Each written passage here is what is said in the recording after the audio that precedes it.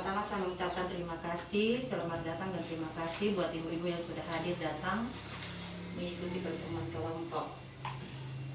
Ya baik ibu-ibu, di bulan lalu, pertemuan lalu, kita sudah membahas apa saja? Kira-kira materi apa yang kita sudah bahas di bulan lalu? Modul 3. Ulang. Pencegahan dan penanganan stunting melalui pemenuhan kesejahteraan ibu hamil. Sudah dipraktekkan di rumah kan? Sudah. Ada yang hamil? Ada. Ya, terima kasih. Saat ini kita akan mempelajari modul 4, pencegahan dan penanganan stunting melalui pemenuhan kesejahteraan bayi baru lahir dan ibu menyusui. Baik ibu-ibu, modul ini membahas bagaimana cara memberi dukungan terhadap kesejahteraan bayi baru lahir dan ibu menyusui untuk mengoptimalkan tumbuh kembang bayi dan mencegah stunting. Tahu tidak stunting itu apa kan? Stunting itu kekurangan gizi kah? Ya, ada lagi. Itu sudah biasa kurang gizi. Kamu bilang kurang gizi kah itu? Berat badannya tidak sesuai dengan usia masa pertumbuhannya itu. Ya. Maksudnya anak-anaknya Iya. ya seperti biasanya. Iya. Stunting pengertiannya di sini adalah suatu keadaan gangguan pertumbuhan pada anak, yakni tinggi badan anak lebih rendah atau pendek dari standar usianya, atau gagalnya tumbuh kembang anak, atau kata lain gagalnya tumbuh kembang anak. Baik ibu-ibu, kira-kira kebutuhan bayi apa saja yang diperlukan bayi yang baru lahir? ASI. Ya, pintar. Tepuk tangan dulu. Ada lagi?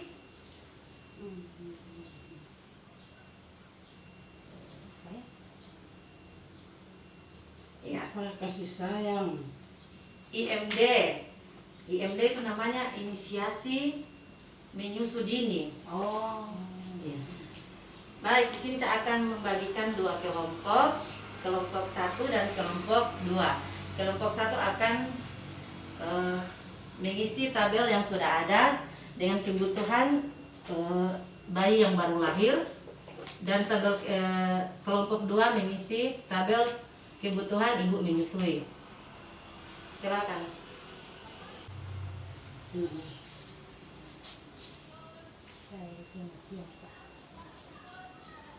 Oke Bu, sudah. Sudah ya. Sudah. Dipersilakan masing-masing kelompok satu-satu orang maju ke depan untuk mempresentasikan hasil diskusi masing-masing. Mulai dari kelompok 1 dulu. Mari Bu, maju.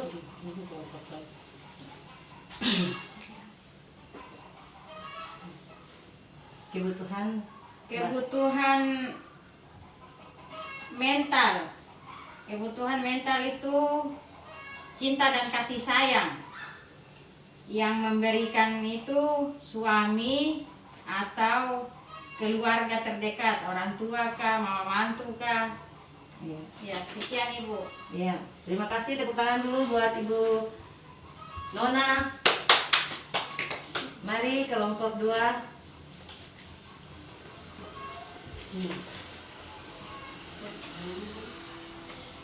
Kebutuhan fisik bayi baru lahir, yaitu bayi memerlukan AMD, pemberian inisiasi dini.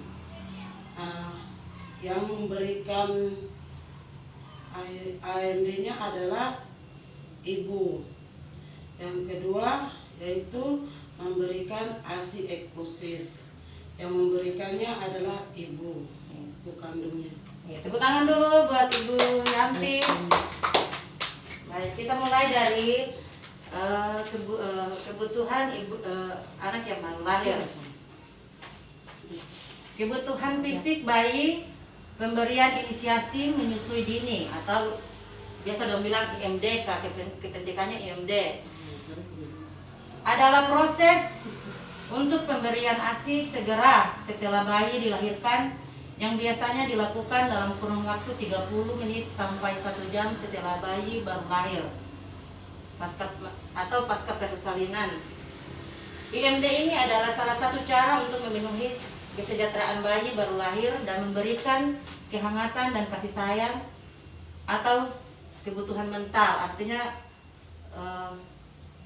kasih sayang dalam arti kebutuhan mentalnya saat bayi menempel di kulit ibu. Jadi ibu-ibu saat bayi ditempelkan di dada atau di perut, secara alami dia akan mencari air susu ibu dan bisa dia menyusui sendiri. Baik, kira-kira yang tadi yang kita sudah pelajari mengenai ASI eksklusif, mengenai IMD, kira-kira sudah diterapkan di masyarakat atau di sekitar kita? Sudah atau belum ya? Sudah, ya. Oke, baik, kita lanjut. Berikutnya ASI eksklusif. Pemberian ASI pada bayi berusia 0 sampai 6 bulan tanpa memberikan asupan makanan dan minuman apapun.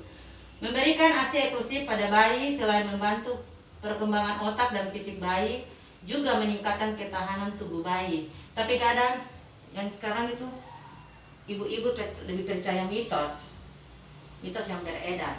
Biasanya kata, oh harus pakai ini supaya bayi sehat. Nah, di sini tidak boleh ya ibu-ibu, harus di usia 0 bulan sampai 6 bulan harus dengan ASI eksklusif saja. Tidak boleh. Pernah terjadi saya sendiri pribadi, saya melahirkan anak pertama. Karena anaknya ini rewel, jadi dia menangis terus. Jadi mama bilang, oh menangis itu lapar. Jadi mama bilang kasih makan, sudah dia lapar. Padahal kasihan ibu-ibu, pencernaan anak itu belum bisa, atau lambung anak itu masih kecil dengan usia yang seperti itu, yang masih kecil, masih bayi. Baik.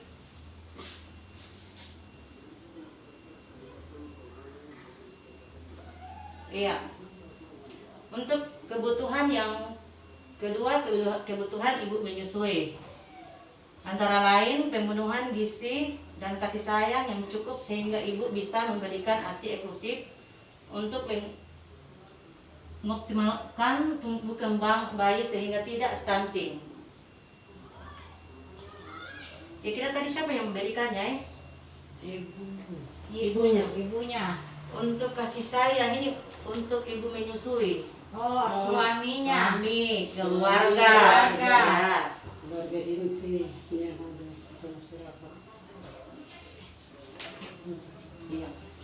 Jadi di saat ibu menyusui tentu harus kita kasih makanan asupan yang bergizi. Nah, contohnya apa saja? Ada apa saja di situ makanan yang bergizi? Karbohidrat, ada vitamin, ada mineral, nah, semua lengkap supaya ketika kita punya anak menyusui ada vitamin, ada untuk anak-anak kita. Berikutnya, meningkatkan pengetahuan ibu akan keunggulan ASI dibandingkan susu formula. Jadi di sini ibu-ibu diajak untuk lebih meningkatkan pengetahuan. Kadang itu dunia sekarang itu ibu-ibu baru melahirkan, anak baru dibawa langsung kasih susu formula. Jadi ada baiknya dengan ASI eksklusif saja untuk 0 sampai 6 bulan. Berikutnya, meningkatkan potensi diri ibu untuk menyusui tanpa dihalangi oleh siapapun dalam suasana positif dan bahagia. Tentu dengan dukungan dari suami dan keluarga. Jadi mungkin dengan dukungan artinya kan istri sudah capek urus anak. Jadi mungkin untuk soal masak suami juga bisa membantu anggota keluarga lain, atau bisa suami jaga bayi di saat malam bergantian. Iya.